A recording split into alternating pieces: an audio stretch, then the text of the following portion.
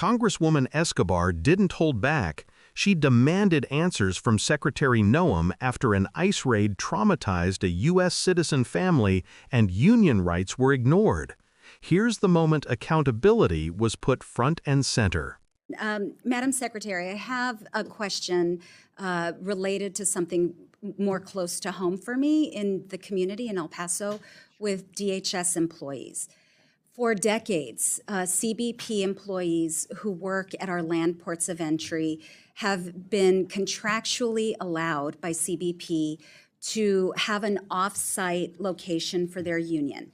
And this off-site location is completely funded by union dues, not by taxpayer money. And again, this was something agreed to in their contract. I was shocked and alarmed to learn that they were told by DHS they could no longer be off-site, and they were forced to come into a DHS facility in El Paso. It's a conference room, media training room. So that part of their contract, that longstanding agreement, was violated in my eyes. Are you aware of this at all?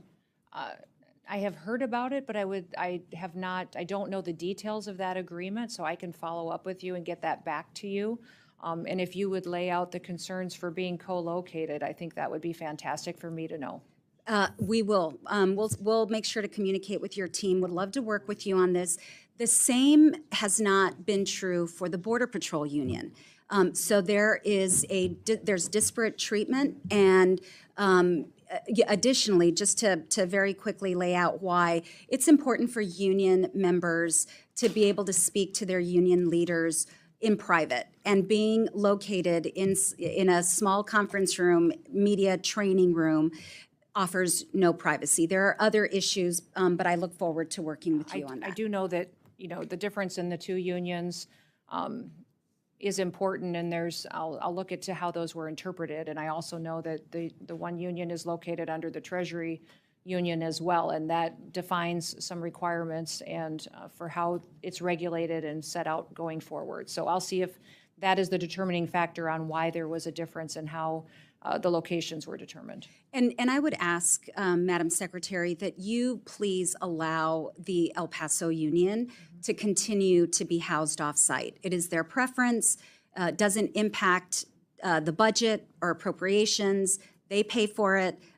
So I don't see a reason why this long-standing, decades-long situation should be changed. So would ask for your support for that, please. I'll look into it. Okay, perfect. I also wanted to ask you about this NBC News story, and I'll enter into the record this article as well. U.S. citizen family traumatized after ICE raided their Oklahoma home in search of someone else. And according to the local affiliate, KFOR, which was reporting on this story, immigration agents raided the home last week. They had a search warrant for the home, but the suspects listed on the warrant were no longer living in the home.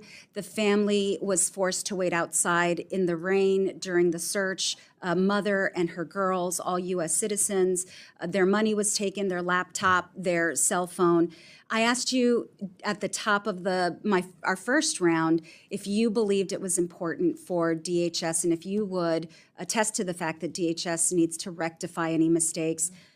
If this were a mistake, will you ensure that this family, this U.S. citizen family, gets its property back in a timely manner? Well, in that particular situation, the warrant for that situation was on the house and the facility, not on the individuals that were there. And so that house was being used for human smuggling. And so those operations were conducted against the facility. And even in that situation, there was some individuals there with the same last names and some of the similarities. But and if so it were a mistake, Madam Secretary, we believe everything was mistake. done appropriately, and we'll continue to make sure that it is done and handled appropriately. All right. Well, appreciate you looking into it. That not my constituents, but you had mentioned in your testimony, and you've said previously, that the focus of your agency is to go after the worst of the worst, people who are here illegally. But we have seen reporting and spoken to individuals, we meaning Congress, that in fact, there have been abuses on that front. People with legal protections have been deported. I laid out in the first round U.S. citizen children. I don't know, and I asked, and you said you'd get back to me about whether parents actually filled out the ICE forms that are normally used for those processes. U.S. citizen families with nothing to do with human trafficking, and now DHS employees as well, in my view, have been subjected to an abuse of power. And we all swore an oath to the Constitution.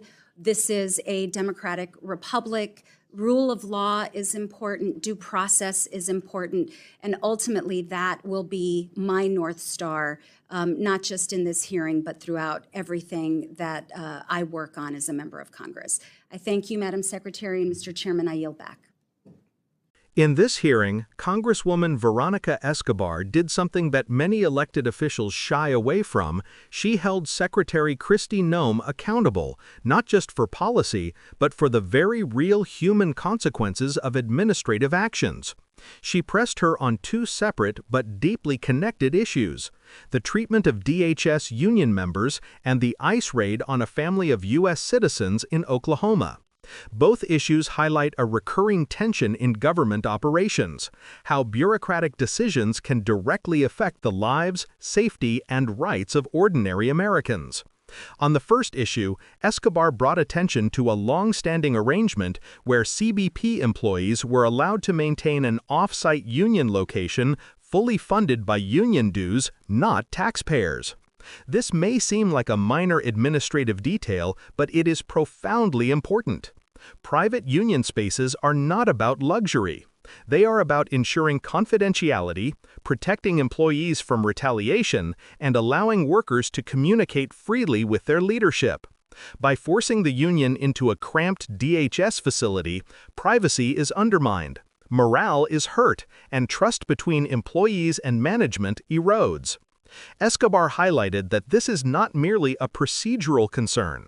It is a question of fairness and respect for the men and women serving on the front lines of border security, often under high stress and high-risk conditions. When bureaucracy overrides these agreements, it signals to employees that their rights and well-being can be ignored without consequence. Then Escobar moved to the second, more immediately human issue: the ICE raid on a family of U.S. citizens in Oklahoma. This wasn't a case of mistaken identity that was corrected immediately. According to reporting, the family was forced to stand outside in the rain while agents conducted a search. Their property, including money, laptops, and cell phones, was taken, and their children were put through unnecessary trauma. Escobar's questioning underscores a crucial principle: the government's power must always be exercised within the rule of law. Even when law enforcement is targeting criminal activity, mistakes happen, and when they do, the rights of innocent citizens must be respected and restored promptly. Escobar reminds us that government agencies like ICE are not just abstract organizations. They touch people's lives, often in irreversible ways. Her questioning also exposes a pattern. Despite the claim that DHS is targeting the worst of the worst, there have been repeated reports of misapplied enforcement. Families, legal residents, and even employees themselves have faced undue pressure or outright violations of agreements. Escobar frames this within the larger context of constitutional principles: due process, equal protection, and the fundamental rights guaranteed to all U.S. citizens. She does more than call out a single incident. She educates viewers on why these principles are critical, especially in agencies empowered to use force, seize property, and impact the lives of millions. Escobar also makes an important point about oversight. Her insistence on follow-up, verification, and rectification demonstrates how congressional oversight works in practice. She's not just demanding answers for the cameras, she is outlining a pathway for accountability, a process that ensures the government is not above the law. This is a lesson that resonates beyond this specific case. Oversight is a tool citizens often don't see in action, but it is essential for protecting rights, maintaining public trust, and preventing abuses of power. Ultimately, this exchange humanizes policy in a way that is rarely captured in headlines.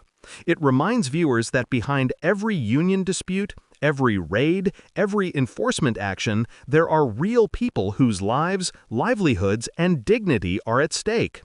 It also underscores the need for leaders to balance enforcement with empathy, authority with accountability, and efficiency with fairness. Escobar's approach, calm, informed, persistent, and grounded in human impact, is a model of how oversight should function in a democracy. If you care about understanding how government actions affect real people, about the importance of transparency and accountability, and about the principle that public power should never override fundamental rights, stay engaged. Hit like, subscribe, and turn on notifications to make sure you don't miss any Left Lens breakdowns. We bring context, history, and the human side of politics to every story so you can see not just what happened, but why it matters.